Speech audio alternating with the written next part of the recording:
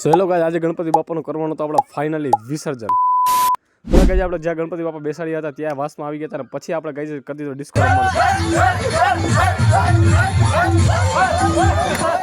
તો ગાઈસ પછી આપણે રાસ રમી લીધો. રાસ રમીને આપણે ફાઇનલી કરવાનું તો વિસર્જન. આપણે આ રિક્ષામાં બેસાડી દીધા ગણપતિ બાપાને અને પછી આપણે એટલા બધા ભાઈબંધો નીકળવાનું હતું ગણપતિ બાપાનું વિસર્જન કરવા. તો તમે જોઈ શકો છો ગાઈસ, તો બધા જ રિક્ષા આગળ હતી આપણે એની બધાને પાછળ પછી ડીજે બીજે ને ઠેકડા અમે મારતા હતા.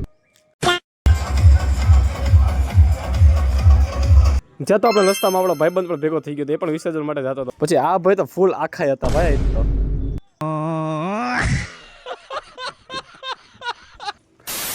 પછી હું ને મારા મામા બે પાછળથી જોતા હતા બધે સીન.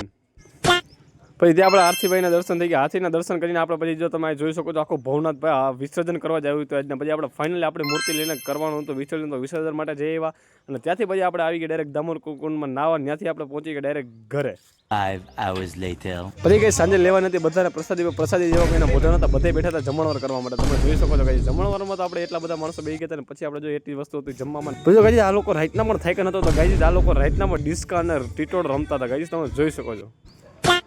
સો ગાઈઝ આપણે ગણપતિ બાપાના બધા જ વ્લોગ પૂરા થઈ છે. તો કેવા લાગ્યા વ્લોગ તો કરી દેજો કમેન્ટ.